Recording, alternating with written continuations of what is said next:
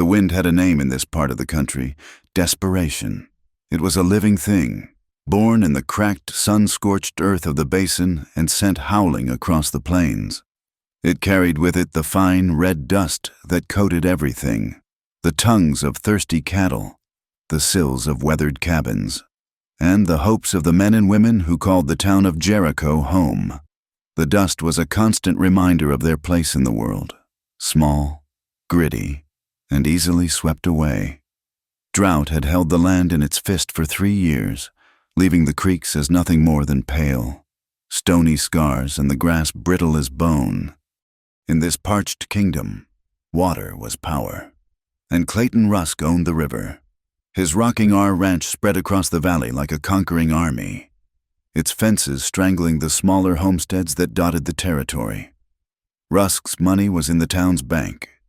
His cattle were on the town's tables, and his men were in the town's saloon. He was not a mayor or a lawman, but his word carried more weight than any badge or ballot. He was a man carved from the harshness of the land itself, unyielding, possessive, and quick to punish any sign of weakness. For Evelyn, the world had shrunk to the 4 walls of her uncle's dry goods store, a place that smelled of burlap, salted pork, and the slow decay of her own spirit. Josiah, her mother's brother, had taken her in after her parents succumbed to fever on the trail west. He had fed and clothed her, and for that, she was meant to be grateful. But his kindness was a currency, and she was the collateral. Every meal was a debt, every glance a calculation. He was a man withered by failure. His posture stooped not from age, but from the perpetual weight of resentment. Evelyn moved through her days in a shroud of quiet obedience. She was 19, with hair the color of wheat just before harvest and eyes the muted gray of a cloudy dawn. But few ever saw their color, for her gaze was always fixed on the floorboards, on the needlework in her lap, or on the dusty ledger she was tasked with keeping. Years of Josiah's sharp words and a silence more punishing than any blow had taught her that visibility was a danger. To be seen was to be noticed, and to be noticed was to be at fault. So she had learned to make herself small, to crush her own longings until they were fine as the dust that settled on the shelves. She spoke only when spoken to, her voice a low murmur, and never betrayed the roiling sea of thoughts that lay beneath her placid surface. She was resigned to her fate, a ghost haunting the edges of her own life. That fate had been sealed 2 weeks prior, on a sweltering afternoon when the air was too thick to breathe. Clayton Rusk had ridden into town, not on his usual black stallion, but in a polished black buggy that seemed to mock the grimy street. He had not come to the store to buy supplies. He had come to collect a debt. Josiah had met him on the porch, his hands wringing the life from a dirty rag. Evelyn, stocking tins of peaches, had felt the shift in the air, the sudden drop in pressure that always preceded a storm.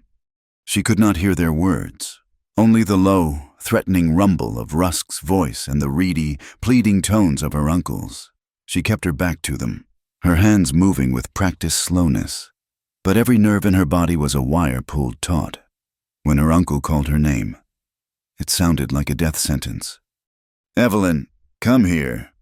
She turned, her calico dress clinging to her in the heat, and walked toward the door. Clayton Rusk filled the frame, a man immense in both stature and presence. He was handsome in a cruel, predatory way, with a square jaw, eyes the color of cold iron, and a thin smile that never reached them. He looked her over as a man might appraise livestock, a slow, deliberate inspection that made her skin crawl. "She's a bit thin," Rusk had said, his voice like gravel stirred with oil. "But she's got good lines. She'll do." Josiah had forced a laugh, a sound like dry leaves skittering across stone. "She's a good girl. Mr. Rusk, hard worker, knows her place." Rusk's eyes never left her. "See that she continues to." He had then laid it out, plain and simple. Josiah's debts were to be forgiven. In exchange, Evelyn would become Mrs. Clayton Rusk, The wedding was set for Saturday. Evelyn had stood there, a silent statue, her heart a cold, heavy stone in her chest. She had not screamed. She had not cried. She had simply nodded, the gesture of a puppet whose strings were held by others. To fight was to invite a pain worse than surrender. It was a lesson she had learned long ago. But as she lay in her narrow bed night after night, listening to the lonely cry of the coyotes, a single, desperate thought began to take root in the barren soil of her soul. She would not be his. The night before the wedding, a sliver of moon hung in the inky sky, offering just enough light to cast the world in shades of silver and black. The house was still. The only sound the rhythmic ticking of the grandfather clock in the hall, each tick a countdown to her doom. Evelyn slipped from her bed, her bare feet silent on the cool wooden floor. She had been planning this for a week, a frantic, whispered scheme hatched in the darkest corners of her mind. She had a small canvas sack packed with a loaf of bread, a canteen of water, and the worn photograph of her parents, the only proof she had of a life before this one. She dressed in a boy's worn trousers and a dark shirt she had stolen from a pile of mending, her fingers fumbling with the buttons in her haste. She tied her long hair up and hid it beneath a dusty felt hat. Her heart hammered against her ribs. A wild bird trapped in a cage. This was her one chance. Freedom or ruin. She would meet it on her own terms. She eased her window open, the wood groaning in protest. Below was a short drop to the soft earth of her aunt's neglected flower garden. She swung her legs over the sill, the cool night air a shocking caress on her skin. For a moment, she paused, looking back at the small, suffocating room. It was not a home, it was a prison, and she was leaving it behind. She landed softly, her body tense, listening. Nothing. Only the wind and the distant, mournful whistle of a train. She crept along the side of the building, keeping to the shadows. Her destination, the livery stable at the edge of town. A young stable hand, Billy, a boy with kind eyes and a nervous stammer, had taken a clumsy liking to her. For the price of a stolen apple pie, he had agreed to leave a saddle on a placid mare named Daisy. It was a foolish plan, built on the pity of a boy and the desperation of a girl, but it was all she had. The streets of Jericho were deserted, the buildings stark silhouettes against the starlit sky. The silence amplified every sound, the scuff of her boots, the frantic beat of her own heart. She reached the livery, its wide doors slightly ajar as promised. The familiar scent of hay and horse sweat washed over her. She saw Daisy in the first stall, already saddled, a surge of hope, so powerful it almost brought her to her knees, flooded through her. She was going to make it. She was leading the mare out into the moonlight when a voice cut through the silence, low and sharp. "Going somewhere, little bird?" Two figures stepped out from the deep shadow of the blacksmith's shop. They were Rusk's men, Hank and Jeb, hired guns whose loyalty was bought with whiskey and silver. Evelyn's blood ran cold. Hank was a hulking bear of a man with a greasy beard, while Jeb was thin and weaselly, a cruel smirk permanently etched on his face. Evelyn froze, the mare's reins clutched in her white-knuckled fist. I was just taking her for some water." Jeb chuckled, a dry, rattling sound. "At this hour, the boss figured you might get thirsty tonight. He told us to keep an eye out." Her mind raced, searching for an escape that wasn't there. She looked at Billy, who was now visible behind them, his face pale with terror. He had tried to help her, and now he was caught too. Hank took a step forward, his shadow swallowing her whole. She yanked on the reins, trying to pull Daisy back, to turn, to run, but Hank's hand shot out and clamped down on her arm like a branding iron. His grip was brutal, unforgiving. The canvas sack fell from her other hand, spilling its meager contents into the dust. "Looks like you were packing for a long trip," Jeb sneered, nudging the photograph with the toe of his boot. Tears of rage and terror burned her eyes, but she refused to let them fall. She would not give them the satisfaction. They dragged her from the stable, her feet stumbling in the dirt. They did not take her back to her uncle's house. Instead, they hauled her toward the center of town, toward the saloon, where a single lantern cast a sickly yellow glow over the main street. Clayton Rusk was waiting for them, leaning against a porch post, a cheroot glowing in the dark. He did not look angry. He looked amused, which was infinitely worse. Well, he said, his voice carrying in the still air. It seems my bride-to-be got cold feet. He pushed himself off the post and walked toward her, his spurs ringing a death knell on the hard-packed earth. He stopped in front of her, his towering frame blocking out the moon. He reached out and tilted her chin up with one finger, forcing her to meet his gaze. His iron-gray eyes were cold with a possessive fire. "Did you really think you could run from me, Evelyn?" She said nothing, her jaw tight with a hatred she could not express. "A runaway bride needs to be taught a lesson," he continued, his voice soft, almost conversational. "And so does anyone foolish enough to help her." He nodded to his men, who shoved the trembling Billy forward. The boy was barely 17, all gangly limbs and frightened eyes. "This one," Rusk announced to the few curious faces now appearing in lighted windows. "This stable boy thought he could poach what belongs to me. He thought he could help my property escape." Rusk unholstered his Colt Peacemaker, the click of the hammer cocking echoing like a gunshot in the silent street. Billy whimpered, shaking his head. "No, Mr. Rusk, I didn't mean no harm." "Harm is not for you to mean," Rusk said calmly. "I've decided we're going to have a duel. A contest of men. You and my man, Hank here, to settle the matter of honor."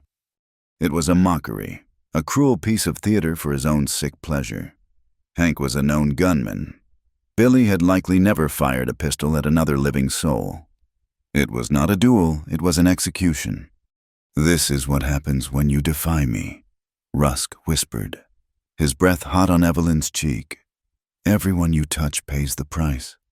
Watch closely. This is your first lesson as my wife." Hank drew his own gun, a grin spreading across his face. He and Jeb shoved Billy into the middle of the street, 20 paces away. The boy was crying now, his body shaking uncontrollably.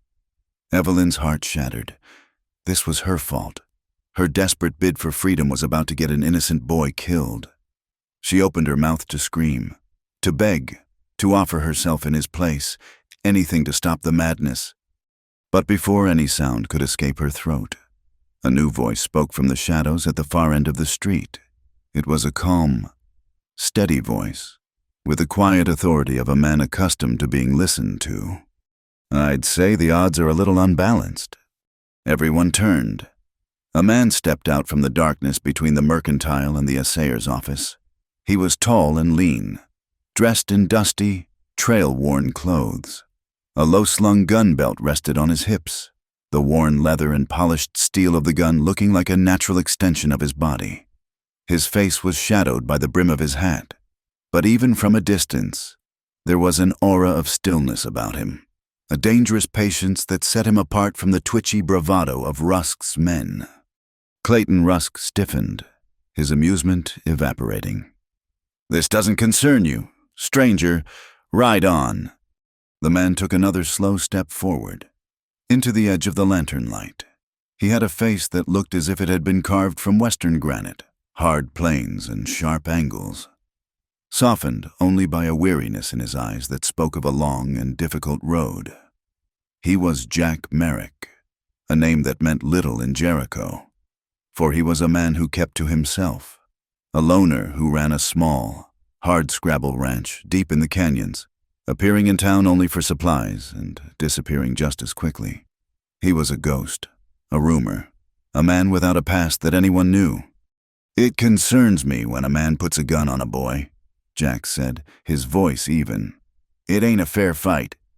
"I decide what's fair on my land," Rusk snarled. Now get out of here before you get hurt. Jack's gaze shifted from Rusk to the terrified boy, then to Evelyn, held fast by Jeb. He took in her boy's clothes, the terror and defiance warring in her eyes, and seemed to understand the entire situation in an instant. He looked back at Rusk. Let the boy and the girl go. It was not a request. Rusk laughed, a harsh, ugly sound. You've got a lot of sand, cowboy, but you're outnumbered. He gestured to Hank and Jeb. Take him. What happened next was a blur of calculated motion. Jeb, still holding Evelyn, drew his pistol, but before he could aim, Jack's hand moved with impossible speed. His gun was out, fired, and the pistol was knocked from Jeb's grasp, spinning into the dust. Jeb howled, clutching his stinging hand. In the same fluid movement, Jack turned his attention to Hank, who was raising his own weapon toward Billy. A second shot rang out, and Hank's gun, too, went flying. It was a breathtaking display of marksmanship, precise and non-lethal. Jack Merrick was not trying to kill them. He was simply disarming them, taking them apart with an efficiency that was more terrifying than bloodshed. Rusk stood frozen for a second, his face a mask of disbelief and fury. He raised his own Colt, aiming it at the stranger. You son of a... Jack's pistol was already centered on Rusk's chest. Your choice, Rusk, but I don't miss... The two men stood locked in a silent standoff. The air crackled with tension. Rusk's face was purple with rage, his pride warring with his instinct for self-preservation. He looked at the unwavering barrel of Jack's gun, then at the unnerving calm in the stranger's eyes. He had built his empire on fear, but this man was not afraid of him. Slowly, with a look of pure venom, Rusk lowered his gun. This isn't over, Merrick. Let them go, Jack repeated, his voice flat. Jeb, nursing his hand, released Evelyn's arm. She stumbled forward, catching herself before she fell. Billy, seeing his chance, scrambled into the darkness and vanished. Jack gestured with his gun barrel toward Evelyn. She comes with me. Rusk's eyes narrowed. She belongs to me. She doesn't look like she belongs to anyone, Jack said. Without taking his eyes off Rusk, he spoke to Evelyn. Get my horse. It's the buckskin tied up in front of the saloon. For a moment, Evelyn didn't move. She was trading one captor for another, a part of her, the part that had been beaten into submission, wanted to stay, to accept the punishment and the life she had been given. It was a known misery. This man, this stranger, was an unknown, but then she looked at Rusk's face, at the promise of a lifetime of humiliation and cruelty in his eyes, and she moved. She ran to the buckskin, her hands trembling as she untied the reins. Jack began to back away slowly, his gun still trained on the three men. He moved with a predator's grace, never turning his back. When he reached the horse, he swung himself into the saddle, then reached down a hand for her. Up, he commanded. She hesitated for a split second before taking his hand. He pulled her up behind him with surprising strength. He spurred the horse, and the animal leaped forward, kicking up a cloud of dust. They galloped out of town, leaving Clayton Rusk standing in the middle of the street, his face a thunderous portrait of thwarted rage. They rode hard for what felt like an hour, the rhythmic drumming of the horse's hooves the only sound in the vast, empty desert. The moon cast long, skeletal shadows of sagebrush and yucca across the sand. The wind whipped Evelyn's hair from under her hat, stinging her face. She clung to the back of the stranger's saddle, her body aching, her mind a whirlwind of fear and confusion. He had saved her. Yes, he had saved her from a public humiliation and a boy from certain death. But he had not set her free. He had taken her. Finally, he slowed the horse to a walk, allowing it to catch its breath. The silence between them stretched, thick and heavy. She was not a damsel in distress, grateful for her rescuer. She was a fugitive who had been caught, Her one chance at self-determination stolen from her twice in a single night, first by Rusk, and now by him.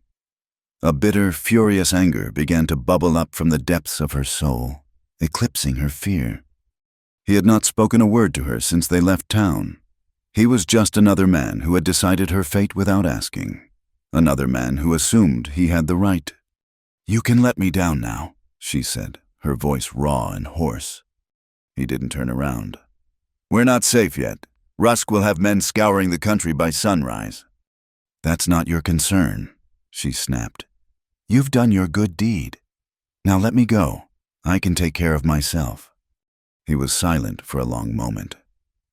"You were doing a fine job of it back there," he finally said, his tone laced with a dry irony that infuriated her. "I didn't ask for your help. I didn't want to be rescued," she cried, her voice breaking with the sheer force of her frustration. "I just wanted to be free. Do you understand that? Free from my uncle, from Rusk, from all of you, and now I'm with you. What is the difference?"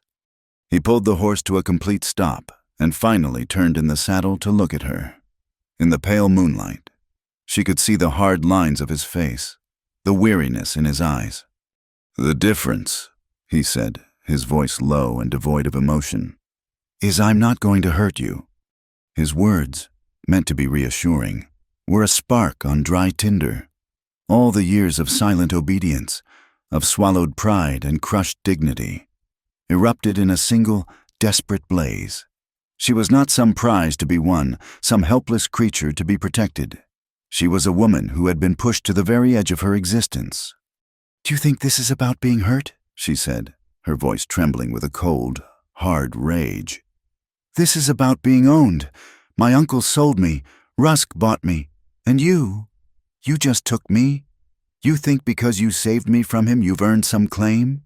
You think you've rescued some pure, untouched bride for yourself?" She pushed herself away from him, sliding off the horse's back to land unsteadily in the sand. She stood before him, small and defiant in the vast, empty wilderness. She looked up at him, her gray eyes flashing like steel. "I have no intention of being anyone's virgin bride," she spat, the words torn from a place of deep and profound pain. "I would rather die tonight on this sand than spend another day as some man's property, waiting for him to decide my worth." Jack Merrick said nothing more. He simply clicked his tongue, urging the buckskin forward into the labyrinth of canyons and arroyos that bled away from the main trail. For hours, they rode deeper into a world of stone and shadow, the landscape growing more rugged, more isolated with every step. The moon climbed higher, a cold, indifferent witness in the black sky. Evelyn remained silent, a rigid weight behind him, her fury having cooled into a brittle, hollow shell of exhaustion. Her defiant words echoed in the silence, tasting like ash in her own mouth. She had spoken a truth so raw it had scraped her throat, and the man in front of her had met it with an unreadable quiet. His ranch was not a ranch at all, not in the way Clayton Rusk's sprawling empire was. It was a pocket of defiance carved into the base of a sheer red rock mesa. A small, sturdy cabin built of hand-hewn logs stood beside a corral holding a single spare horse. A well-worn path led to a lean-to that served as a barn. The place was utterly solitary, a hermit's kingdom guarded by leagues of unforgiving terrain. It was the perfect place to disappear, or the perfect place to be trapped. He dismounted in one smooth motion and turned, expecting to help her down. Evelyn ignored his offered hand and slid to the ground on her own, her legs nearly buckling from fatigue. He did not comment, simply leading the buckskin toward a water trough. Inside, the cabin was one room, spare and meticulously clean. A stone fireplace dominated one wall, its hearth swept. A narrow bed with a neatly folded wool blanket was tucked into a corner. A simple table and 2 chairs sat in the center of the room, and shelves holding tins of food. A few books and well-oiled leather-working tools lined the opposite wall. The air smelled of wood smoke, pine, and coffee. It was the scent of a life lived alone, a life of deliberate, monastic order. Jack lit a kerosene lamp, and the small space filled with a soft, golden light. He moved with an economy of motion, stoking the embers in the fireplace and adding a few small logs until a fire began to crackle, chasing away the desert's deep night chill. "There's a stew in the pot on the hearth," he said, his back to her. "It's warm. You should eat." Evelyn stood just inside the door, a statue carved from ice. She wrapped her arms around herself, not from the cold, but to hold the shattered pieces of her being together. She said nothing. She did not move. To accept his food, his warmth, would be to accept a debt, and she was done being in anyone's debt. He turned and looked at her, his expression unreadable in the flickering light. He was not a handsome man in the polished way of Clayton Rusk. His face was too weathered. His eyes held too many shadows. But it was a strong face, a face that had endured. He seemed to understand her refusal, the silent war being waged within her. He let out a slow breath. "All right," he said, his voice quiet but firm, leaving no room for argument. "The bed is yours. I'll take the floor. The door doesn't have a lock on the inside, but I give you my word I won't come near you. In the morning, you can have your say. You can stay until Rusk's men give up the search, or you can leave. The choice will be yours. But tonight, you're safe here." He laid a spare blanket and a saddle for a pillow near the fire, then turned his back to her, giving her the illusion of privacy as he began to unbuckle his gun belt. His respect was a foreign language, and she had no trust in her ability to translate it correctly. Every act of kindness she had ever known had come with a price tag attached. She remained by the door for a long time, listening to the pop and hiss of the fire and the sound of his steady breathing as he settled onto the floor. Safety was a word she no longer understood. The cabin felt like a cage, albeit a warmer one than her uncle's house. Slowly, stiffly, she moved to the bed and lay down on top of the covers, still in her dusty boy's clothes. She did not sleep. She stared into the dancing shadows on the ceiling, a prisoner awaiting a new sentence. The next day passed in a haze of suffocating silence. Jack rose with the sun, made coffee, and went outside to tend to his horses. He left a plate with biscuits and jerky on the table for her. She did not touch it. He came back inside, took one of the books from his shelf, and sat at the table, his presence filling the small room, making it feel even smaller. He did not speak to her, did not pressure her. He simply existed in her space, a quiet, immovable object. His patience was a form of torture. It gave her nothing to fight against. By midday, the silence was a physical weight, pressing down on her, and her carefully constructed walls began to crack. She was starving, exhausted, and coiled so tight with unspent rage that she felt she might splinter into 1,000 pieces. "Why?" she finally burst out, the word tearing from her throat. Jack looked up from his book, his gaze steady. "Why what? Why did you do it? Why did you interfere? You don't know me. You could have been killed." He marked his page with a finger before closing the book. "I told you, it wasn't a fair fight." "The world isn't fair," she shot back, her voice rising with hysteria. "Did you think you were being some kind of hero, riding in to save the helpless maiden? What do you want from me? A reward? Is that it? Are you waiting for me to be grateful?" He leaned back in his chair, his eyes never leaving her face. "I don't want anything from you, Evelyn."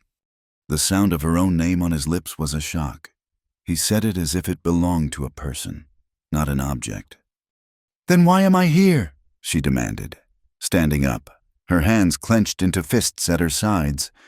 "You brought me to this place in the middle of nowhere. You've locked me in this cage, and now you're just watching me. Waiting. You're no different from him, from any of them. You saved me just so you could have me for yourself, so you could be the one to own me." Her accusation hung in the air between them, sharp and poisoned.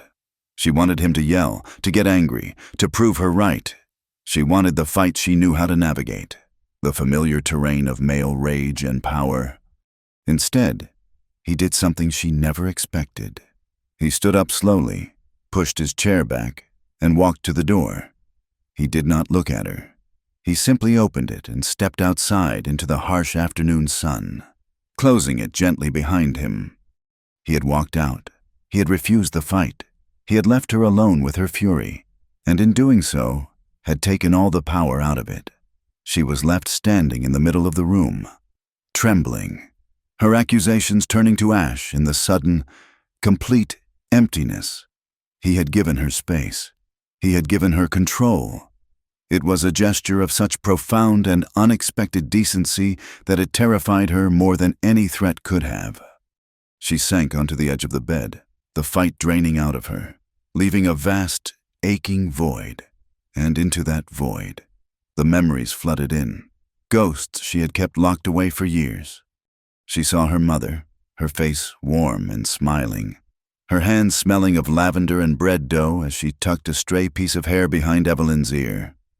"You have a fire in you, my girl," she used to say. "Don't ever let anyone put it out." The memory was a sharp, physical pain, a reminder of a light that had been extinguished long ago. The image dissolved, replaced by her uncle's sour, pinched face. She was 14, newly arrived in Jericho, a grieving orphan in a strange, dusty town. "Your parents left you with nothing," Josiah had told her, his voice flat and devoid of sympathy as he looked over the few possessions she owned. "You'll earn your keep here. A girl is a mouth to feed until she's a bride to be paid for. See, you remember that?" She had been a commodity from the very beginning, a line item in his ledger. Then came the shadow of Clayton Rusk. The memories were not of violence. Not yet. They were of a quieter, more insidious cruelty. She remembered the day he had come to the store to finalize the wedding arrangements. Josiah had made her serve them tea. Rusk had watched her every move, his cold eyes dissecting her. As she'd set his cup down, his hand had closed over hers, his thumb stroking the back of her hand with a chilling possessiveness. "Such delicate hands," he'd murmured, his smile a predator's grimace. "Too delicate for a store. They were made for finer things. For me?" He had said it in front of her uncle, who had just smiled. A pathetic, sycophantic grin. She had felt branded, claimed, her own body no longer her own. That was his power, the ability to humiliate, to strip away a person's dignity piece by piece until nothing was left but shame. She stayed in the cabin for 2 more days, locked in her silent war, but it was a war she was losing. Jack's quiet, respectful distance was a constant, unnerving force. He never pressed, never demanded. He simply was. He worked outside, mending a fence, chopping wood, his movements capable and sure. He treated her not as a prisoner, but as a guest with an unexplained sickness of the soul. On the 3rd night, the dam of her control finally broke. He was cleaning his rifle by the firelight, the metallic clicks echoing in the quiet room. She had finally eaten the food he'd left for her, the act of swallowing a painful surrender. But the food had not filled the gnawing emptiness inside her. She was a ghost, a hollow thing, her body a vessel that had been bartered and sold, and was now being protected for a purpose she could not fathom. The idea that he was saving her, preserving her purity for her own good, was an insult she could no longer bear. She stood up and walked to the hearth, standing over him. He stopped what he was doing and looked up at her, his face questioning in the firelight. "Take off your clothes," she said, her voice a dead, flat monotone. He stared at her, his expression hardening. "What did you say?" "You heard me," she continued, her heart hammering a frantic, desperate rhythm against her ribs. This was not about him. This was not about desire. It was a final, desperate act of rebellion, an attempt to seize the one thing she had left and shatter it on her own terms. If her body was to be a currency, she would be the one to spend it. "I told you, I am not going to be anyone's untouched bride. My uncle was going to sell me. Rusk was going to take me. It was always their choice. Now it will be my choice. It will be on my terms." She reached for the buttons of her shirt, her fingers clumsy. I would rather die than wake up tomorrow still feeling like their property. So you can have me, and then I will be no good to anyone. I will finally be free." Jack rose to his feet in one swift movement, his height and presence suddenly overwhelming. He did not look angry. He looked pained. He reached out, but not to touch her. His hands gently closed over her own, stilling their frantic work on the buttons. His touch was firm, yet surprisingly gentle. "Stop!" he said, his voice a low, rough whisper. Tears she hadn't known were there began to well in her eyes. "Why?" she choked out. "Aren't I what you want? Isn't this what all men want?" He looked down at her, and for the first time, she saw past the hard, stoic exterior to the deep well of sorrow in his eyes. "Not like this," he said, his voice thick with an emotion she couldn't name. He let go of her hands and took a small step back, creating a space of respect between them. "This isn't freedom, Evelyn. This is just another cage. You think giving yourself away will make you worthless to them? Maybe, but what will it make you to yourself?" He shook his head, a gesture of profound sadness. "I won't be a part of that. I won't help you destroy yourself to spite them. Your life, your body, it's worth more than that. It's worth more than being used as a weapon against men you hate." He held her gaze, his own unwavering and clear. "I will not touch you. Not like this. Not until the day you look in a mirror and finally know your own worth. And that is a thing no man can give you or take from you. You have to find it for yourself." His words struck her with the force of a physical blow. He had refused her, but not out of contempt or lack of desire. He had refused her out of respect. He had seen the brokenness behind her desperate act, had looked straight into the heart of her pain and offered not pity, but a challenge to heal. He saw her not as a body to be claimed, but as a person to be valued. She stood there, speechless, as he turned and walked back to his blanket by the fire, leaving her with a truth so profound and startling it completely rearranged her world. In that moment, something inside her, something that had been clenched tight as a fist for years, began to tentatively, painfully, uncurl. She began to see Jack Merrick not as a captor or a savior or a threat, but as something far more dangerous, a man of quiet, unshakable honor, a man unlike any she had ever known. Meanwhile, miles away in Jericho, Clayton Rusk's rage had festered into a cold, methodical obsession. He had been publicly humiliated, his authority challenged, his property stolen. He would not stand for it. He rode from ranch to ranch, his face a thundercloud, his questions sharp as spurs.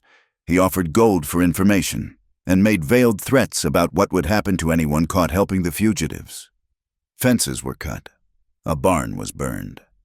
Fear, his most effective tool, began to spread through the territory like a sickness. At the saloon, he tacked up a notice, scrawled in his own aggressive hand. It offered $500, a fortune to the hardscrabble men of the basin, for the return of Evelyn. Underneath, in stark, brutal letters, he added the words that sealed their fate, dead or alive. The truce between them was a fragile, unspoken thing, born in the ashes of her desperate proposition. The morning after, Jack had risen and moved about the cabin with the same quiet purpose as before, but the air was different. The tension had not vanished, but it had changed its shape, from a sharp, brittle thing to something softer, more questioning. He had seen the raw, bleeding wound of her spirit, and instead of taking advantage, he had offered a bandage of respect. It was a gesture so foreign that Evelyn had no framework for it, and so she watched him. Her silence no longer a wall of defiance, but a blind from which to observe this strange new species of man. He did not coddle her. A few days later, as she stood listlessly by the cabin door, he came to her holding a pair of worn leather gloves. "If you are going to stay, you are going to work," he said, his tone matter-of-fact, not unkind. "Rusk will have men out looking for months. The best way to hide is to live, and living takes work. He started by teaching her to truly ride. She had been taught to ride side saddle, a delicate balancing act designed for ladies in flowing skirts, a posture of passivity. Jack put her on his spare horse, a steady sorrel gelding, and made her ride astride, like a man. The first few days were agony. Her legs, unaccustomed to the stretch, burned with a fire that made her want to weep. But she did not. She clenched her jaw and held on, feeling the powerful muscles of the horse move beneath her, a direct, unfiltered connection to the animal. He taught her to guide the horse not just with the reins, but with the pressure of her knees, with a shift in her weight. He was teaching her control, not just posture. For the first time, she felt the exhilarating rush of freedom in the motion, the wind whipping at her face not as an enemy, but as a companion. Next came the rifle. He owned a Winchester, its wooden stock worn smooth with use, its steel barrel gleaming. He set up a row of empty tin cans on a fence post 50 yards away. The first time she held the rifle, its weight was a shock, a heavy, deadly thing. "It is not a toy," he said, his voice low and serious as he stood behind her, positioning her hands on the stock and barrel. "You do not point it at anything you do not intend to kill. Respect the power in it, and it will serve you." He showed her how to brace it against her shoulder, how to sight down the barrel until the front sight was a perfect bead in the notch of the rear. "Breathe out slow," he instructed. "Squeeze the trigger, do not pull it. Let the shot surprise you." The first time she fired, the recoil slammed the butt of the rifle into her shoulder. A brutal, shocking force. The sound was a deafening crack that echoed off the canyon walls, and the bullet kicked up dust a full yard to the left of the cans. She flinched, her eyes squeezed shut. "Again," was all he said. Day after day, they practiced. Her shoulder bloomed with a deep, ugly bruise, a mark of her apprenticeship. But slowly, her flinch lessened. Her hands grew steady. The shock of the explosion became a familiar, controlled thunder. And then one afternoon, with the sun beating down on the back of her neck, she breathed out, squeezed, and was rewarded with the deeply satisfying ping of a bullet hitting tin. The can leaped from the post and spun through the air. A small, involuntary smile touched her lips. She looked at Jack, and he gave a single, almost imperceptible nod. It was more praise than her uncle had given her in a decade. He treated her as an equal in all things. They worked together, mending the section of fence that bordered the steep drop into the canyon, their hands often brushing as they passed tools. Hers were soft and pale next to his scarred, sun-darkened ones. He did not remark on it. He simply expected her to hold her own, and she did. She learned the rhythm of his work, the steady, unhurried pace of a man who understood the wilderness. She was no longer a burden to be sheltered, but a partner in the simple, demanding business of survival. Her body grew stronger, leaner. Calluses formed on her hands, small shields against the world, and she wore them with a strange, secret pride. In the evenings, they would sit by the fire, the vast, star-dusted sky their only roof. It was in these quiet moments that the truce began to blossom into something more. The questions she had held captive in her mind began to slip free. "Why here?" she asked one night, her voice soft. "Why live so far from everyone?" Jack stared into the flames, the firelight carving deep shadows into the lines on his face. "Some folks are not made for towns," he said after a long while. "Towns have short memories for favors and long ones for grudges." Another night, she found the courage to ask the question that had haunted her since the beginning.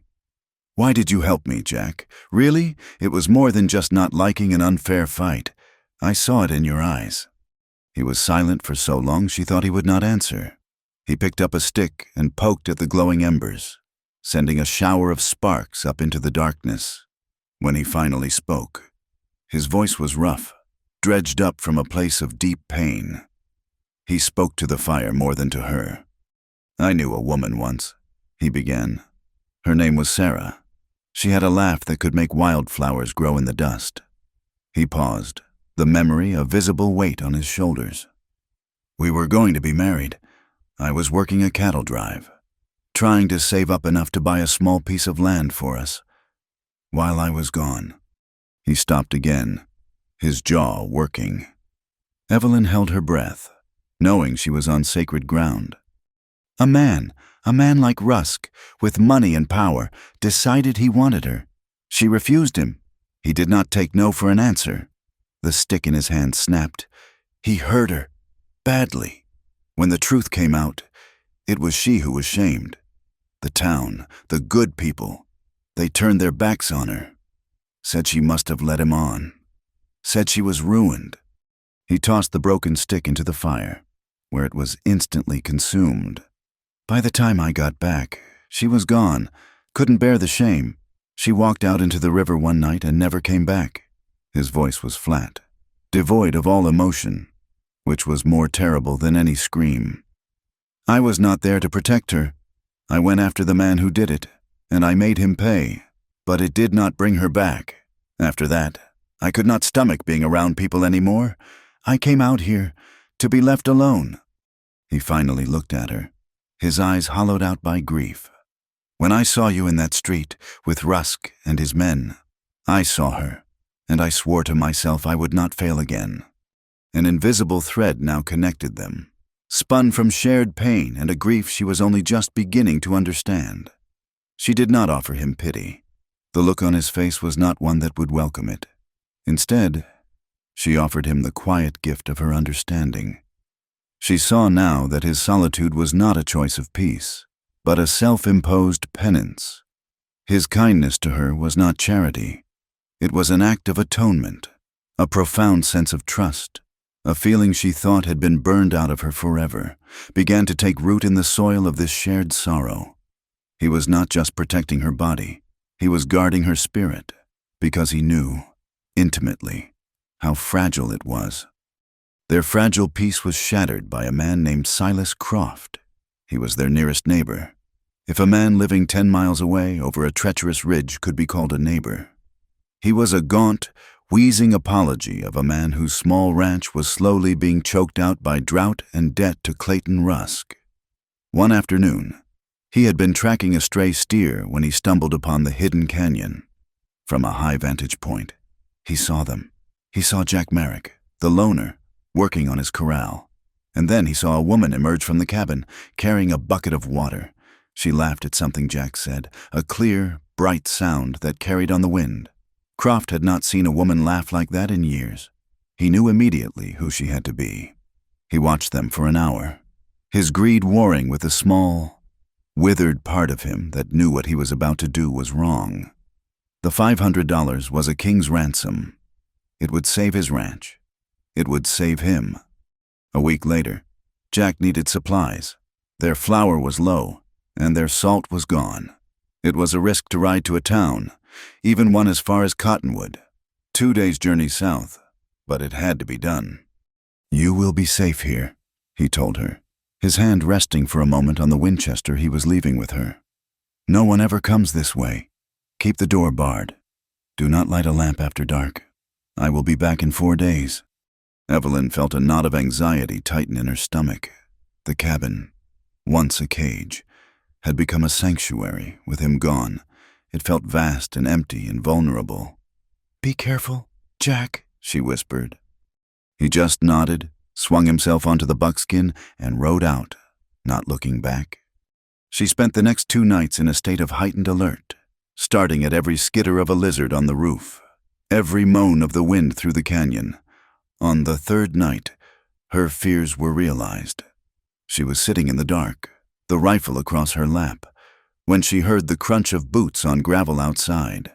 It was not the sound of one man. It was 2. Her heart leaped into her throat.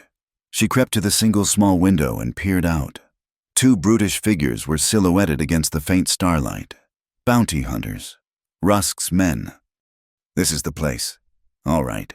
One of them growled. $500. Pike. Easiest money we ever made. The other man, Pike, chuckled. Let us get the girl and be on our way. The boss wants her back in one piece, if possible." They moved to the door and shoved against it. The heavy bar Jack had fashioned held firm. "Bard," the first man, Cole, grunted. "Go around. The window." Panic, cold and sharp, seized Evelyn for a moment. But then, Jack's training took over. Respect the power. Squeeze. Do not pull. This was her home they were invading. This was her life they were trying to steal. The fire her mother had spoken of, the one she thought long extinguished, roared to life within her. She scrambled away from the window just as Pike's fist smashed through the glass pane. He fumbled for the latch inside.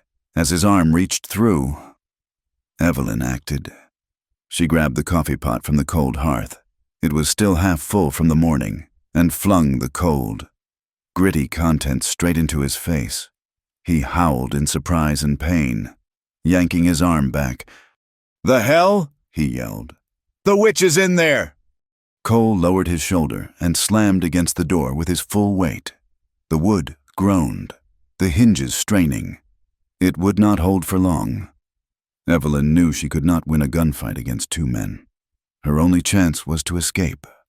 She unbarred the door, her mind racing, as Cole crashed through it, expecting resistance. She was not there. She had darted to the side. As he stumbled into the dark room, she brought the heavy iron rifle butt around in a desperate, vicious arc, catching him square in the side of the head. He grunted and fell to his knees, stunned. Pike was right behind him, raising his pistol. Evelyn did not hesitate. She fired the Winchester from her hip. She did not aim to kill, only to create a diversion. The bullet ripped a chunk of wood from the doorframe inches from his head, and the deafening explosion in the enclosed space made him stagger back. That was all the time she needed. She bolted out the open door and ran, not for the corral, but for the dark, broken landscape of the canyon itself. She could hear them shouting behind her, cursing and firing blindly into the night. A searing pain shot through her left arm, and she realized she had been hit, but she did not stop. Adrenaline and terror fueled her flight. She scrambled up the rocky incline, her lungs burning, the warm stickiness of blood soaking her sleeve. She ran until the shouting faded, disappearing into the vast, indifferent wilderness that had been her sanctuary. Jack returned a day early, a sense of deep unease having pushed him to ride through the night. He saw the splintered cabin door from 100 yards away, and his blood ran cold. He galloped the last stretch, leaping from the saddle before the buckskin had even stopped. The cabin was empty, a shambles. A dark stain on the floor confirmed his worst fears. He found the trail easily, 2 sets of heavy boot prints, and 1 set of smaller, more desperate ones, and blood. He followed the trail for a mile before it vanished on the hard rock of the canyon floor. He spent the rest of that day and the next searching, his face a granite mask of controlled fury and despair. He called her name until his voice was raw, the sound swallowed by the immense silence. He found her on the 3rd day, in a shallow wash, miles from the cabin.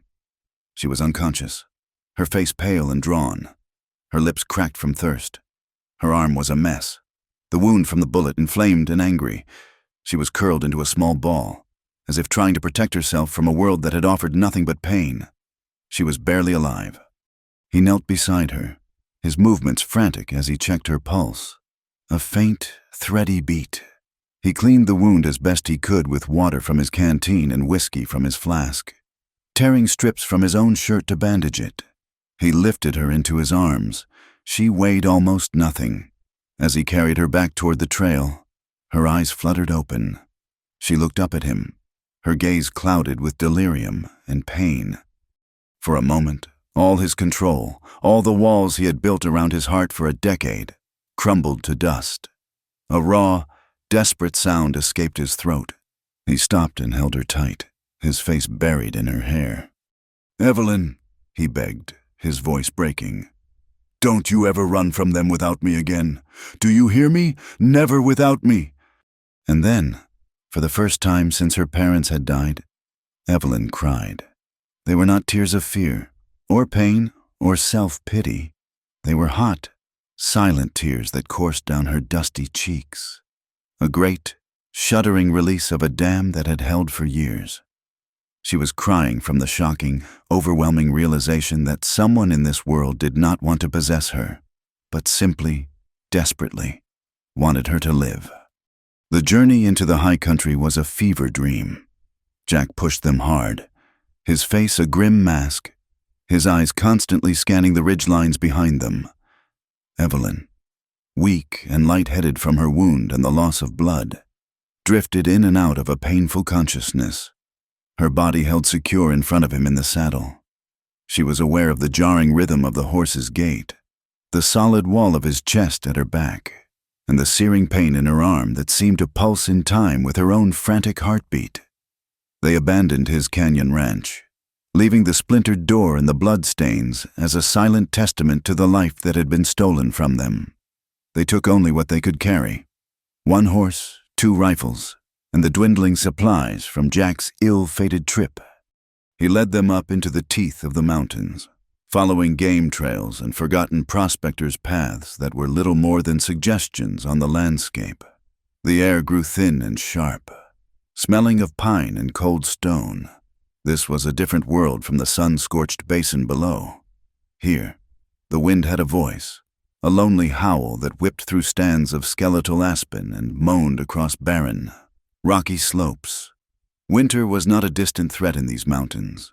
It was a visible presence, lurking in the permanent shadows of the north faces and in the frost that silvered the ground each morning. After 2 days of relentless travel, they found it. An abandoned homestead tucked into a high meadow, protected on 3 sides by a sheer granite cliff. A long-dead homesteader had built a small, solid cabin and a stone-walled corral before the mountains, or his own loneliness, had finally claimed him. The place was a wreck. The roof had a hole the size of a wagon wheel, and the door hung from a single leather hinge. Field mice had nested in the hearth. But it was defensible, hidden, and, most importantly, it was not the canyon. It was a place to make a stand, or at least a place to heal. The first week was a blur of exhausting labor. While Evelyn rested, her arm throbbing with a dull, persistent ache, Jack worked with a frantic, tireless energy. He patched the roof with pine boughs and mud, rehung the door, and cleared the chimney. He was a man possessed, driven by the guilt that he had brought this danger upon her. He rarely spoke, and when he did, his voice was tight with a self-recrimination that was more painful to her than his silence. As the fever from her wound receded and her strength began to return, Evelyn felt a profound shift inside her. She looked at Jack, at the new lines of exhaustion etched around his eyes, at the way he sometimes forgot to eat. And she saw not a savior or a captor, but a man carrying a burden too heavy for one person to bear. He had taken on her fight as his own, and now the ghost of his past and the threat of her future were crushing him. The dynamic between them, of protector and protected, no longer fit. She began to care for him. It started with small things. She took over the cooking, stretching their meager supplies into something resembling a meal. She found a small spring bubbling from the rocks behind the cabin and kept their canteens full of fresh, cold water. One evening, as he sat cleaning his rifle, his shoulders slumped with weariness, she took a damp cloth and began to tend to a long, ugly scrape on his forearm he had gotten while wrestling a log into place for the roof patch. He flinched at her touch, his head snapping up in surprise. "It needs cleaning," was all she said, her voice quiet. He did not pull away. He sat perfectly still, watching her as she gently washed the grit from the wound. Her touch was hesitant at first, then grew steady and sure. It was a simple, practical act, but it was also an acknowledgement of their new reality. They were no longer 2 separate people thrown together by circumstance. They were a single unit, bound by a shared fate. Evelyn found parts of herself reawakening in that high, lonely place. The quiet, obedient girl who had existed only to serve the needs of others was gone. In her place was a woman who was discovering her own capacity for strength and tenderness. One afternoon, while mending a tear in Jack's shirt, she began to hum a tune her mother used to sing, a simple, sad ballad about a lost love. She had not made a sound of music in years. Her uncle had despised it as a waste of time. The tune felt rusty in her throat at first, but she persisted, and soon the notes began to flow, soft and clear in the quiet of the cabin. Jack, who was sharpening an axe by the door, stopped his work. He did not turn or speak, but she could feel his attention on her, a focused stillness that was more powerful than any words.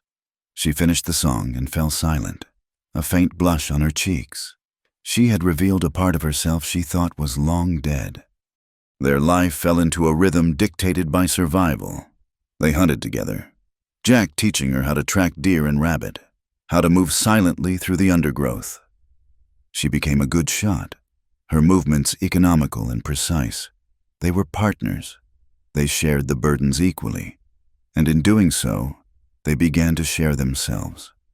The long silences between them were no longer filled with tension, but with a comfortable, companionable understanding. They spoke of small things, the way the light hit the peaks at sunset, the taste of roasted rabbit, the coming cold, and, sometimes, they spoke of the things that had broken them. He told her more about Sarah, about the ranch he had dreamed of building. She told him about her parents, about their dream of a life in the West, a dream that had died with them in a fever-ridden wagon. They were tracing the edges of their wounds, allowing the other to see the scars. The first snow fell in late autumn, a light dusting that melted by noon but served as a stark warning. The cold began to seep into the cabin at night, a palpable, creeping thing. They had only 2 blankets, without discussion, without a single word passing between them. Jack moved his bedroll from the floor to the foot of her narrow bed. They lay in the dark, separated by a few feet of space, each acutely aware of the other's breathing, of the warmth of another body in the cold. Lonely dark. The intimacy was not physical. It was deeper, a shared vulnerability against the vast, indifferent wilderness and the human monsters who hunted them. One night, the wind howled down from the peaks, rattling the door in its frame and driving the cold deep into the cabin's bones. They lay huddled under both blankets, their bodies close but not touching, listening to the storm. Evelyn was shivering, a deep, uncontrollable tremor that had nothing to do with the cold. She was thinking of the bounty hunters, of Rusk, of a life spent looking over her shoulder. "He will never stop," she whispered into the darkness. Jack's voice was a low rumble beside her. "We will be ready for him." "I am so tired of being afraid," she said, and the admission felt like a crack in her very soul. He shifted, turning to face her in the dark. She could not see his expression, but she felt the change in the air between them. He reached out, his hand tentatively covering hers where it lay on the blanket. His touch was warm and calloused, a solid, grounding presence in the tumultuous dark. "You are the bravest person I have ever known, Evelyn," he said, his voice rough with an emotion she had never heard from him before. And in that moment, something shifted irrevocably.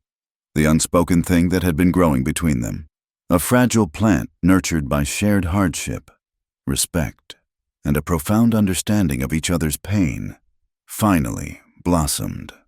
She turned her hand over, her fingers lacing with his. It was a simple gesture, but it was a surrender to a feeling more powerful than fear, more healing than time. He moved closer, his arm sliding around her, pulling her against the solid warmth of his chest. She rested her head in the hollow of his shoulder, her shivering slowly subsiding as his heat seeped into her. He smelled of pine smoke and leather and the cold night air. He felt like safety. He felt like home. He lowered his head, his lips finding hers in the dark. The kiss was not one of hungry passion, but of a deep and tender reverence, a question asked and answered in the same breath. It was a kiss that spoke of shared sorrows and the quiet, desperate hope for a shared future. When he drew back, his forehead rested against hers.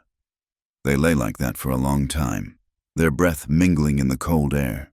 The emotional intimacy was so profound, so complete, that what happened next felt like the most natural thing in the world, an inevitable tide pulling them under. It was she who tilted her head up, her lips seeking his again, a silent invitation. He held back for a fraction of a second, a flicker of his ingrained honor, his promise to himself and to her. She felt his hesitation, and it was in that moment that she knew, with absolute certainty, what she wanted. This was not the desperate, self-destructive act she had offered before. This was not about reclaiming her body by destroying its value to other men. This was about sharing her soul with the one man who had taught her it had value in the first place. She pulled back just enough to see the faint outline of his face in the gloom. "It is not because I have to—" "Jack," she whispered, her voice clear and steady, filled with a strength she had not known she possessed. "It is because I want to—" His answering kiss held no hesitation. It was a union not of bodies, but of two broken souls finding their way back to wholeness in each other's arms. The next morning, they awoke to a world transformed. The storm had passed, leaving behind a sky of brilliant, aching blue and a landscape blanketed in pristine snow. A fragile peace settled over the cabin, the peace of a new beginning. They moved around each other with a new, tender awareness, their hands brushing, their glances holding a quiet, shared secret, for the first time in a very long time. Evelyn felt a flicker of hope for the future. The hope was brutally extinguished before noon. Jack had gone out to check his trap lines, and Evelyn stepped outside the cabin to fetch water from the spring, her heart feeling impossibly light. As she rounded the corner of the cabin, she saw it, and she screamed. Their two horses, their only means of escape, lay dead in the stone corral, their bodies blackened and charred. The smell of burnt hair and flesh hung in the clean mountain air, and on the new wooden door of their cabin, scrawled in something dark and viscous that could only be blood, was a single word. Soon, Jack came running at the sound of her scream, his rifle in his hand. He stopped dead, his face draining of all color as he took in the horrific scene, the peace of the morning, the intimacy of the night before. All of it evaporated in a cloud of smoke and blood. Rusk had found them. Or rather, he had let them know he could find them whenever he chose. This was not an attack. It was a message, a promise. Evelyn stood frozen, the world tilting on its axis, but the fear that gripped her was different now. It was not the passive, helpless terror of a victim.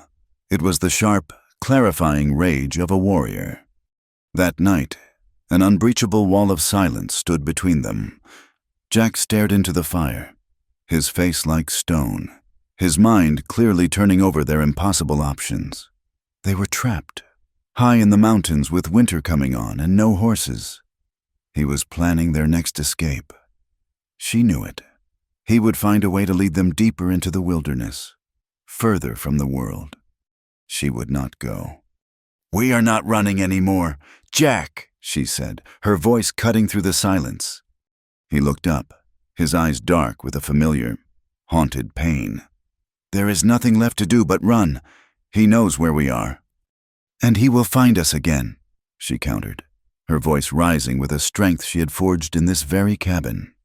"And again, we will spend the rest of our lives looking over our shoulders, living in caves like hunted animals, until one day he finds us and we are too old or too tired to fight back. Is that living, Jack? Is that what you want for us?" "I want you to be safe," he exploded, rising to his feet. It was the first time he had ever raised his voice to her. "That is all I have wanted from the beginning. I failed Sarah. I will not fail you." "You are not failing me," she cried, standing to face him. "You have taught me how to live, but hiding is not living. It is just a slower way to die. I will not do it. I will not let him take my life from me. One fearful day at a time." We have to go back." "Back?" He stared at her as if she had lost her mind. "Back to Jericho. He owns that town. He owns the law. They will hang us both. Then we will die on our feet instead of on our knees in some frozen wilderness," she said, her voice ringing with conviction. "I am done being his victim. I am done being the quiet, frightened girl he can break for his own amusement. He wants to destroy me. Then he will have to do it in front of the whole world. We are going back. We are going to the sheriff, and I am going to tell my story." He saw the unshakable resolve in her eyes, the steel in her spine. This was not the broken girl he had carried out of Jericho. This was a woman he had helped to create, and she was right.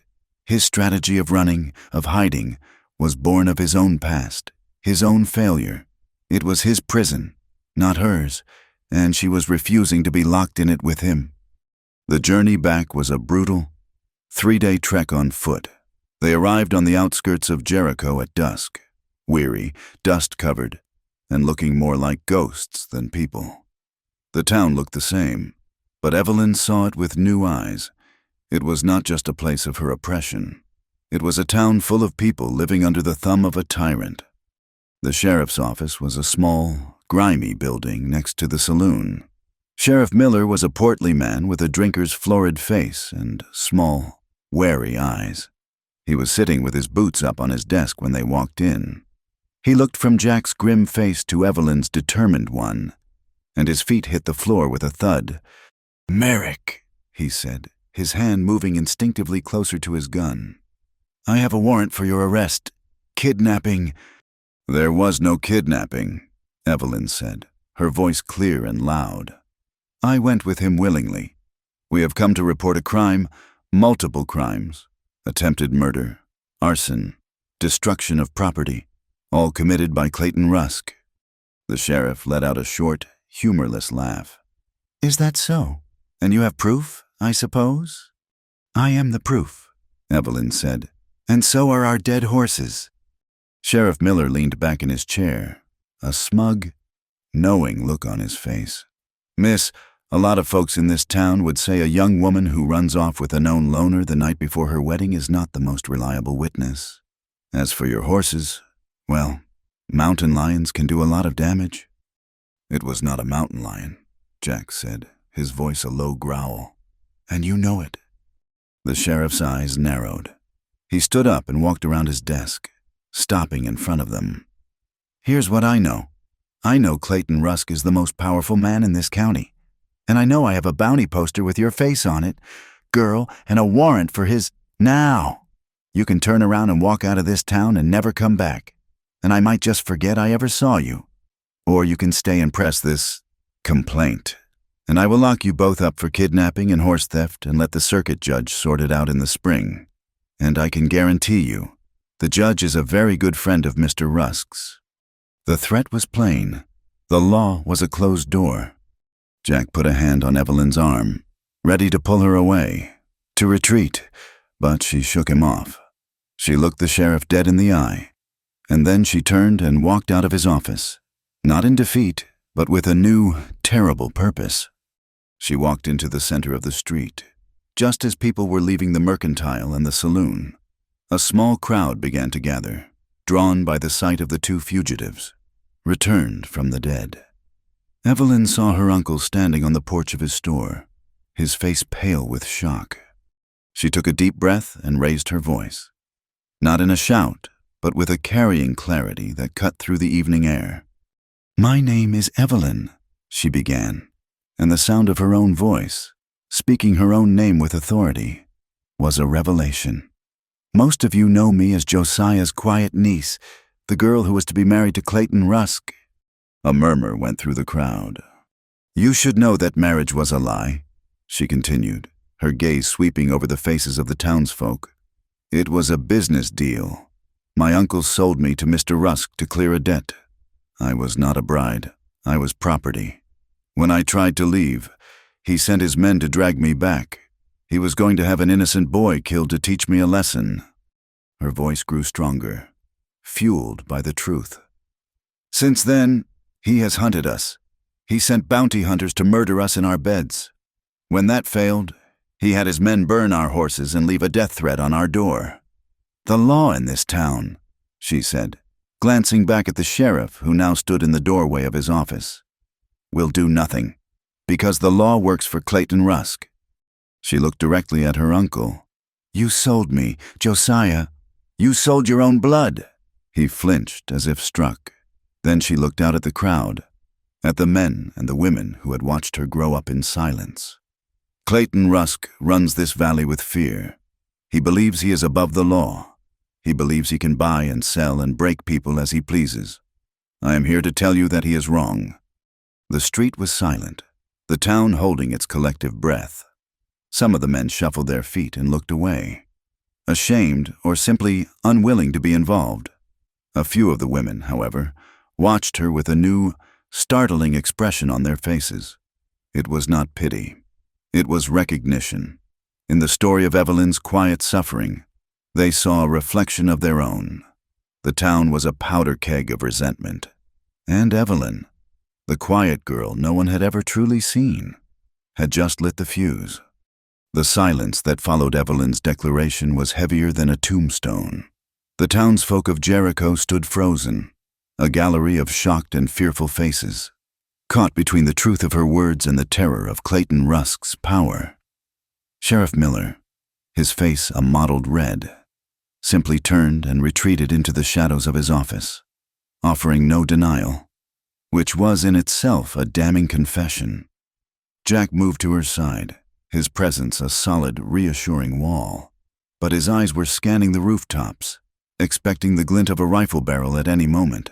The fuse had been lit, but the explosion was yet to come.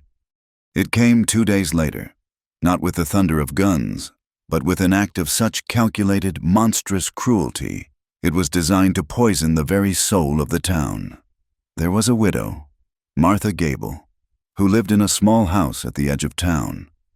She was a kind, quiet woman who had offered Evelyn and Jack a piece of bread and a cup of water when they had first arrived.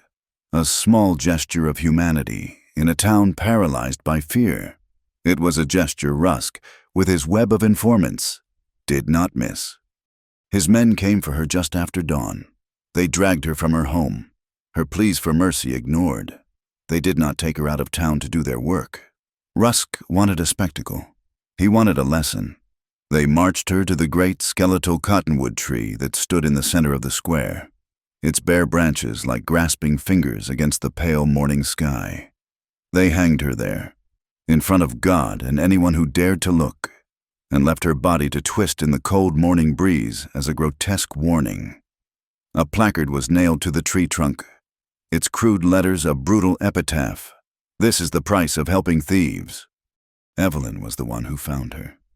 She had risen early, a knot of dread in her stomach, and had gone for a walk in the gray pre-dawn light. She saw the shape hanging from the tree, and at first her mind refused to comprehend it. Then she saw the worn blue of Martha's dress, and a scream of pure, unadulterated horror was torn from her throat. The sound shattered the morning quiet, a jagged edge of sound that brought people to their windows and doors. Jack reached her first, pulling her back from the awful sight, his arms a steel band around her trembling body. But she could not look away.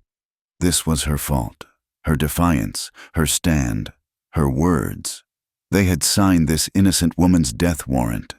The weight of the guilt was a physical thing, threatening to crush her, to drive her to her knees in the dust.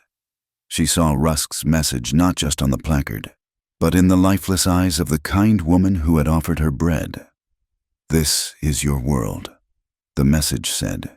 "This is what your rebellion creates, pain and death."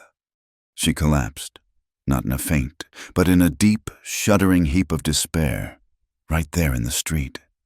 Jack shielded her from the growing crowd, his own face a mask of cold, murderous rage. He carried her back to the small, empty room they had taken in the abandoned assay office, the only place that would have them. He laid her on the cot, expecting tears, expecting the retreat into catatonic grief he had seen in her before. But as the day wore on, Something else happened. The shattered pieces of Evelyn's spirit did not scatter. They began to reform, forged into something new and terrible in the fires of her grief and rage. The guilt was still there, a hot coal in her gut, but it was being consumed by a cold, clarifying fury. Rusk had meant to break her, to show her that her actions only brought suffering to others. He had miscalculated. He had shown her that his evil knew no bounds, that there was no line he would not cross. He had shown her that running and hiding were not options, because his poison would seep into the lives of anyone who showed her the smallest kindness. He had meant to teach her a lesson about power, but instead, he had taught her that a man like him could not be appeased or escaped. He could only be destroyed. By evening, she rose from the cot. Her eyes were dry, and in their gray depths was a hardness that Jack had never seen before. "He thought that would make me run," she said, her voice devoid of any tremor. "He thought he could scare me back into silence." "Evelyn," Jack began, his voice low. "We can still leave. I can get us out of here tonight." "No," she said, turning to face him. "Look at me, Jack. Do you see a frightened girl? Because I do not feel like one anymore. I feel angry. I feel an anger so deep it has burned all the fear away. Martha Gable died because I spoke out. If I run now, if I fall silent, then she died for nothing, and I will not let that happen." She walked to the window and looked out at the town. Lights were on in the houses, but the streets were empty. The body was gone, cut down by a few brave souls after nightfall, but the specter of it remained, a pall of terror over Jericho. "He thinks the men in this town will save it," she said, more to herself than to him. "But they will not. They are too afraid for their ranches, for their businesses. They have too much to lose. But the women have already lost. They have lost husbands to Rusk's schemes, sons to his hired guns, their own dignity to his arrogance. They live with the fear every day. They just needed someone to show them they were not alone." The next morning, Evelyn walked out into the town. She did not carry a weapon. Her resolve was her armor. She went first to the general store. Mrs. Petty, the owner's wife, a woman with a perpetually worried expression, tried to shoo her away. "You cannot be here," she whispered, her eyes darting toward the street. "Rusk's men are everywhere." "That is why I am here. Eleanor," Evelyn said, using the woman's first name, a gesture of familiarity that was also a claim of kinship. "I am not asking you to fight. I am asking you to be done with being afraid. When his men come in for supplies today, tell them you are sold out. When they go to the saloon, the women who work there can spill their drinks. When they go to the blacksmith, their horses can be shod so poorly they throw a shoe a mile down the road. We cannot beat them with guns, but we can make this town stop working for them. We can show them that they are not welcome here." She went from house to house, from business to business, speaking to the women. Some slammed the door in her face, their fear a wall she could not breach, but many did not. They listened, their eyes reflecting a flicker of the same fire that now burned in her. They were the invisible gears that made the town run, and she was asking them to stop turning. Meanwhile, Jack watched her, a sense of awe warring with his protective instincts. He had seen courage in battle, the hot, explosive bravery of men in a firefight. But this was something different. This was a quiet, steady courage, a moral spine made of iron. He had tried to save her from the world, but here she was, trying to save the world all on her own.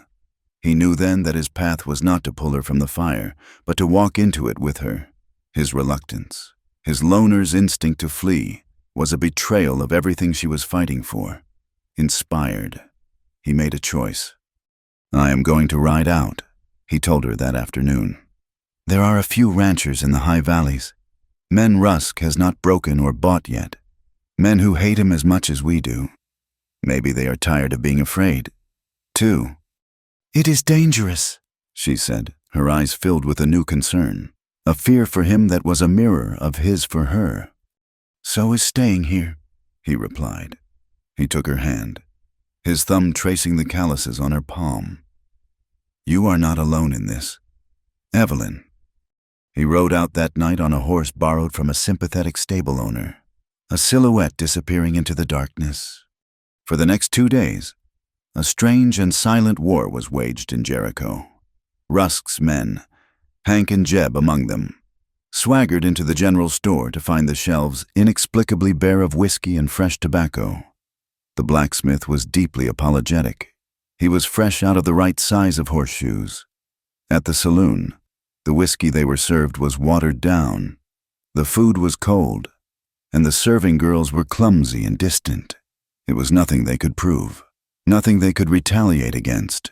It was 1,000 tiny cuts, a quiet, collective shunning that left them isolated and frustrated. The town had become hostile territory. The tension built with each passing hour, thick and suffocating. Everyone knew that Rusk would not tolerate this defiance. He would come to crush it. The only questions were when, and how brutal he would be. He came on the 3rd day, at high noon. He did not come alone. He rode at the head of a dozen men, a posse of hired guns and ranch hands loyal to his money. They rode slowly down the main street, their horses kicking up plumes of dust, their faces hard and grim. The town fell silent. Doors were bolted, shutters were closed. The women had done their part. Now they held their breath behind locked doors. Evelyn stood waiting in the middle of the street, in the shadow of the hanging tree. She was alone. She held the Winchester rifle, its weight familiar and steady in her hands. She looked small and terribly vulnerable against the backdrop of the empty street and the oncoming riders. Then, a new sound, the thunder of hooves from the other end of town. Jack rode into the square, and behind him were 5 other men, ranchers from the high country, their faces grim, their rifles held across their saddles. They were not an army, but they were not nothing. They reined in beside Evelyn, creating a small, defiant line. Clayton Rusk pulled his posse to a halt 20 yards away. A cruel smile touched his lips as he looked at Evelyn. Well, he called out, his voice dripping with contempt. "The little runaway bird has found herself a flock. Did you really think this would work? Turning a few old women against me? This town is mine. Everything in it is mine, including you. Nothing in this town is yours anymore. Rusk," Jack called back, his voice ringing with cold authority. "Leave now, and you might live to see another sunrise." Rusk threw his head back and laughed, a harsh, ugly sound. "You are in no position to be making threats, Merrick." He turned in his saddle to address the town at large, his voice booming. "You have all seen what happens to those who defy me. I will burn this town to the ground before I let it be taken from me. This is your last chance. Put down your guns and hand over the girl." Silence. No one moved. The only sound was the wind, whistling through the empty street, a prelude to death. Rusk's smile vanished. His face hardened into a mask of pure fury. "So be it," he snarled, and he drew his pistol. The world exploded into a chaos of noise and smoke. The shootout was not a clean, heroic battle. It was a desperate, brutal scramble for survival. Gunshots echoed off the false fronts of the buildings, splintering wood and shattering the silence. One of the ranchers beside Jack cried out and fell from his horse. Hank, Rusk's hulking foreman, took aim at Evelyn, a malicious grin on his face, before he could fire. A shot from the second-story window of the general store caught him in the chest. A few of the townsmen, their courage finally outweighing their fear, had joined the fight. Jack fought with a cold, deadly efficiency, his pistol bucking in his hand. He moved constantly, using a water trough for cover. His focus divided between the men attacking them and the one person he had sworn to protect. He saw 2 of Rusk's men trying to flank them, to get a clear shot at Evelyn. He dropped one with a clean shot, but the other raised his rifle. "Evelyn, down!" he screamed. He launched himself from behind the trough, shoving her hard. She stumbled and fell just as a rifle cracked. Jack cried out, a sharp, ragged sound. As the bullet meant for her tore through his side, he collapsed in the dust, his gun falling from his hand. Evelyn saw him fall, and, for a heart-stopping second, the world went silent. The roar of the gunfight faded to a dull hum. All she could see was Jack, lying motionless in the street. Something inside her broke. The careful control, the cold anger, it all shattered, leaving behind a core of pure, incandescent rage. She scrambled to his side, grabbing his fallen rifle. He was alive, his breath coming in ragged gasps, a dark stain spreading across his shirt. "Jack," she whispered, her voice choked. He looked up at her, his face pale with pain. "Clayton!" he gasped. She looked up. The fight was devolving into chaos, but Clayton Rusk was still on his horse, untouched, directing his men, his face alight with a vicious glee.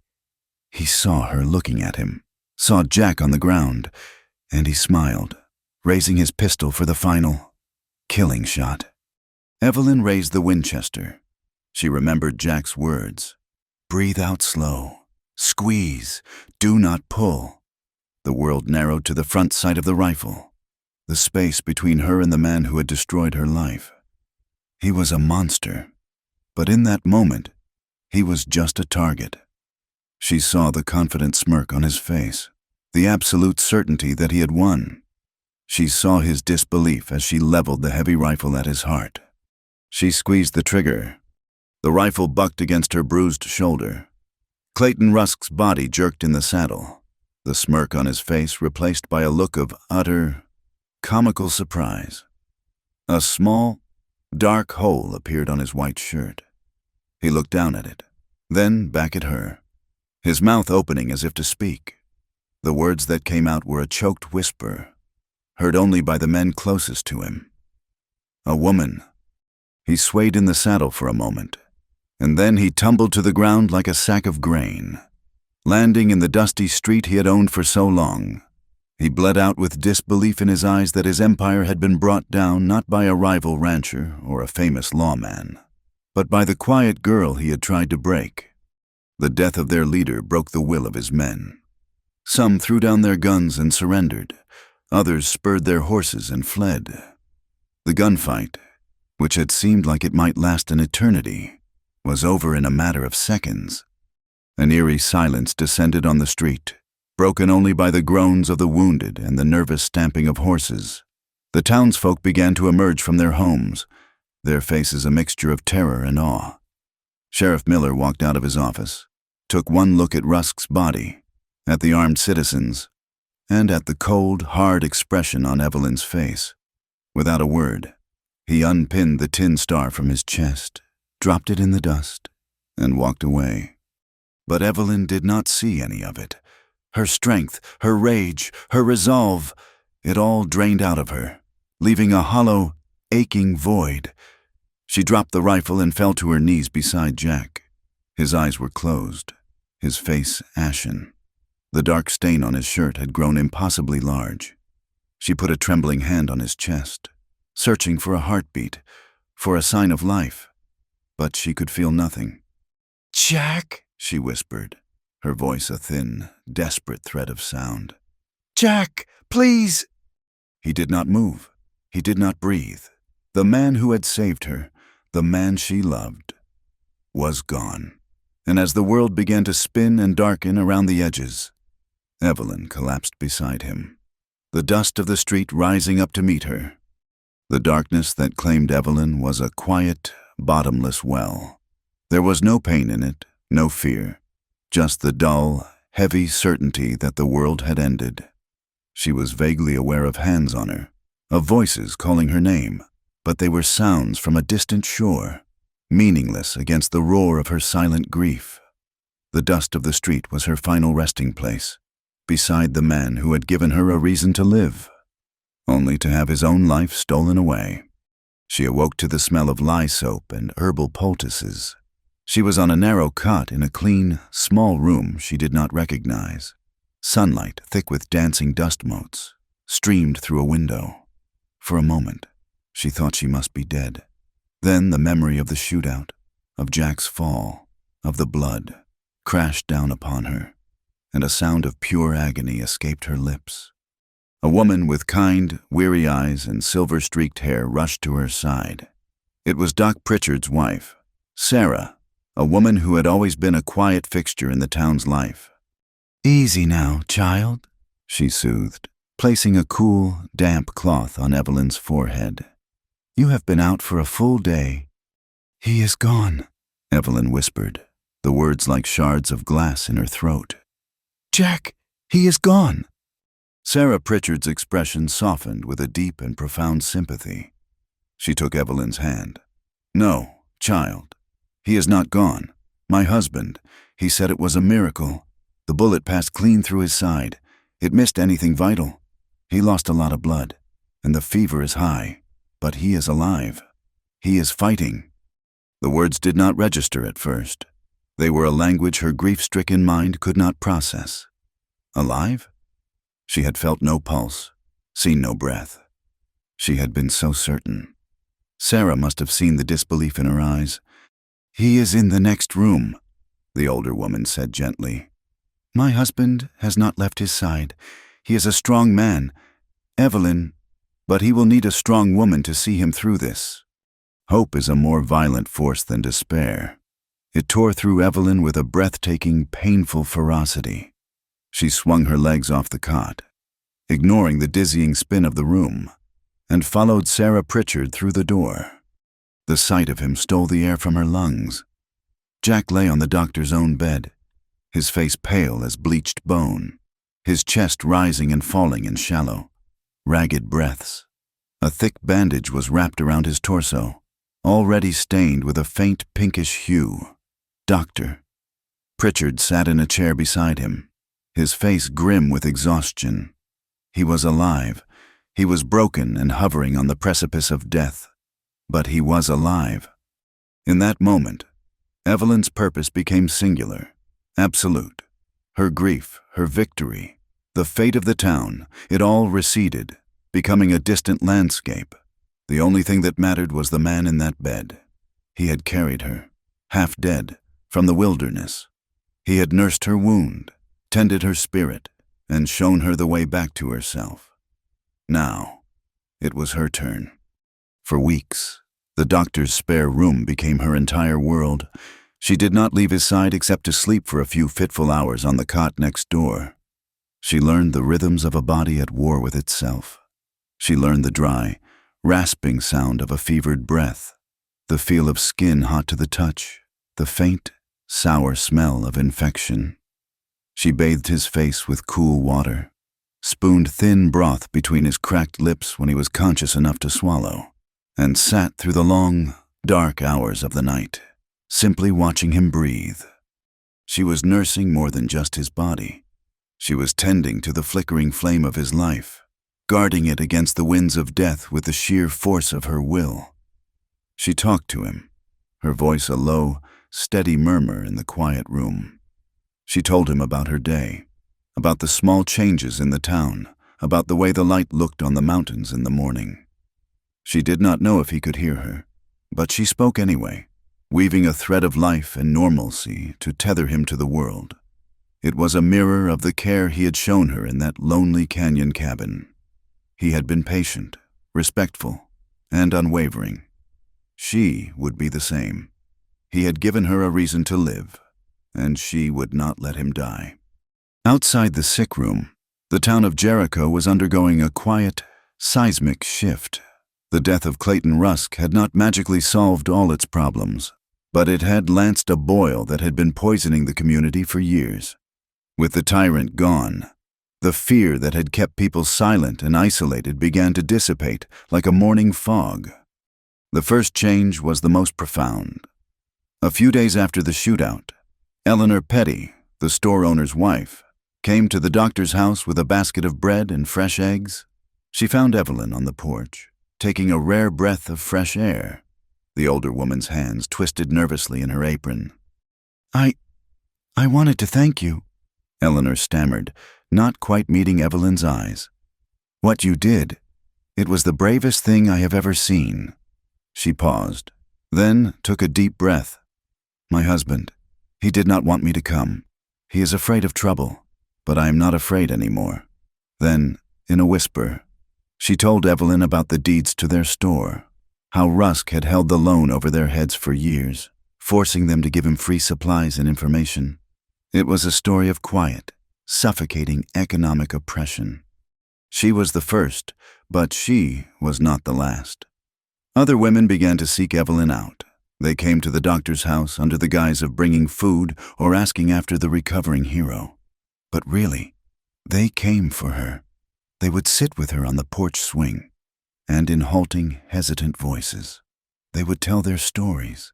Stories of husbands cheated out of land, of sons beaten by Rusk's men for imagined slights, of their own quiet humiliations at the hands of a man who saw everyone as his property. Evelyn did not offer advice or solutions. She simply listened. She had given them a voice, and now they were learning how to use it. A town council was formed, made up of the ranchers who had ridden with Jack and a few of the more respected merchants. They hired a new sheriff, a young, earnest man from a neighboring county who seemed genuinely committed to the law. Not just the man who paid him. Justice, slow and tentative, began to take root in the cracked soil of Jericho. One afternoon, a delegation from the new council came to see her. It was led by Mr. Petty, who now stood a little straighter than he used to. "Miss Evelyn," he said, clearing his throat, "we have been talking. This town, it needs to heal. It needs a future. And a future needs its children to be educated, especially its girls." He looked at her, his eyes full of a new and sincere respect. "We want to build a school, and we were hoping you might help us, to oversee it, to make sure the girls of this town grow up knowing their own strength, like you do." Evelyn was stunned into silence. Her, a symbol of strength, the quiet, broken girl who had swept floors and taken orders. She looked down at her hands, no longer soft and pale, but capable and calloused. She had fought and bled and killed for her freedom. Perhaps she did know something about strength after all. "I would be honored," she said, her voice quiet but firm. Her new status in the town brought an unexpected and unwelcome consequence.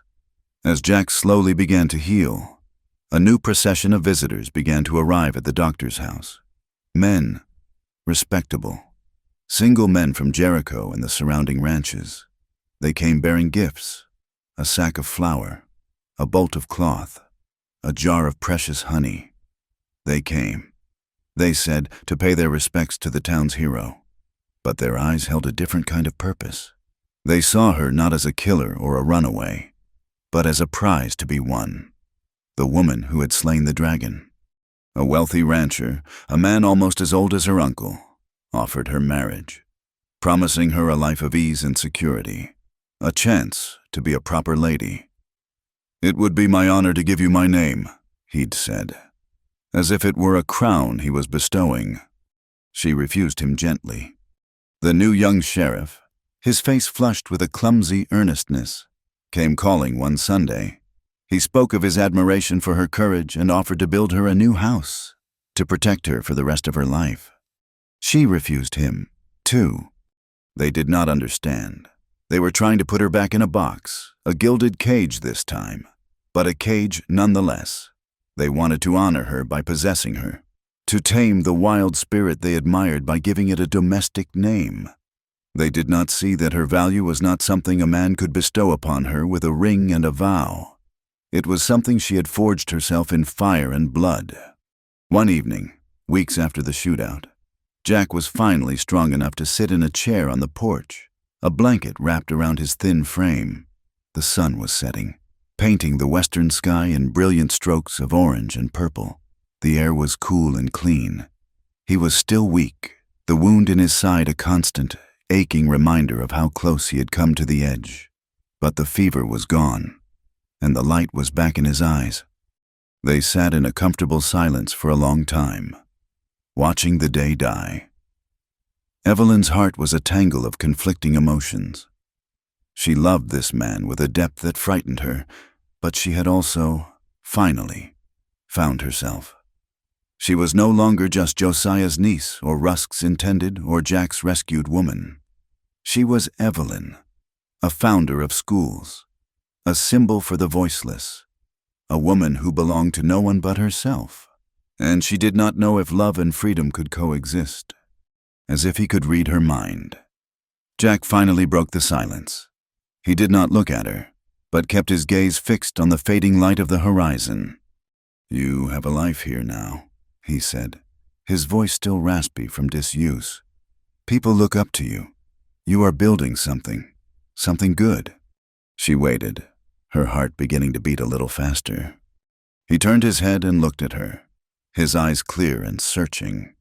The weariness was still there, but so was the deep, unwavering honor that had been the first thing she had ever truly trusted. "I will be well enough to ride in another week or two," he said, "and I will be leaving, going back up to my place in the canyons, to my own life." He took a slow breath, as if the words cost him something. "If you still want to be free, Evelyn, truly free, I will walk away. I will get on my horse and you will never see me again.